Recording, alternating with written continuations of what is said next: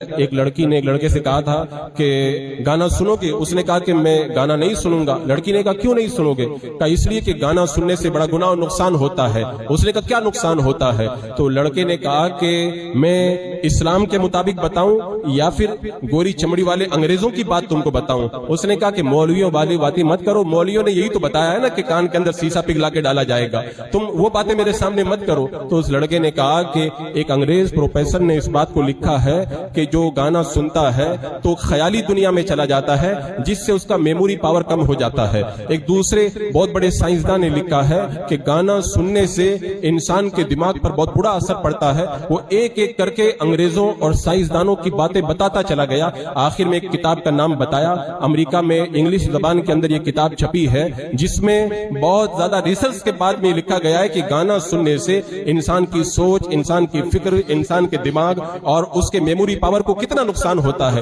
جب ساری باتیں اس لڑکے نے بیان کر دی تو لڑکی نے جواب میں کہا تمہاری لاجک تو بہت اچھی ہے۔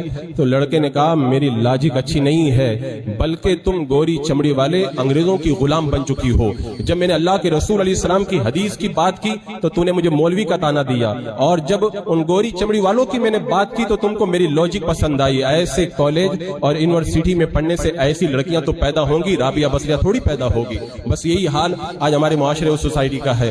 تقریر کر دو، انہیں حدیث سنا دو، قرآن کی آیت بتا دو، ایسا لگتا ہے یہ صرف مولویوں کی باتیں ہیں، اور انہیں جب کسی ڈاکٹر کی بات بتاؤ، انہیں کسی پروفیسر کی بات بتاؤ، کسی سائنسداں کی بات بتاؤ تو کہتے ہیں بڑی اچھی لوجک ہے، یہ تو بڑی پتے کی بات بتائی ہے۔ جس قوم کا یہ حال ہو چکا ہو، رسول اللہ صلی اللہ تعالی علیہ وسلم کی بات کے اندر انہیں کچھ لوجک نظر نہیں آتی، اور انہیں اپنے ان گوری چمڑے والے انگریزوں کی ذہنی غلامی اتنی پسند ہے، وہ جو بات کہیں دل و جان سے قبول کرتے ہوئے نظر آتے ہیں۔ حالم یہ ہو چکا، ہماری لوجک کا میں بتاؤں، یہ ایک بڑا کڑوا عنوان ہے۔ ہمارا حال یہ ہو چکا ہے لوجک کے حوالے سے کہ اگر میرے آقا صلی اللہ تعالی علیہ وسلم اگر پوری حیا کا حکم دے، پردے کا حکم دے، تو کہتے ہیں یہ مولویوں کی باتیں ہیں، اور اگر انگریزوں کی طرف سے، اگر ان دنیا داروں کی طرف سے یہ بتایا جائے کہ کپڑے پھاڑ کر کے پہنو، تب بھی کہتے ہیں لوجک بڑی اچھی ہے۔ اگر علماء کی طرف سے بتایا جائے اسلام کی ان پابندیوں پہ عمل کرو، تو کہتے ہیں صرف مولویوں کی باتیں ہیں۔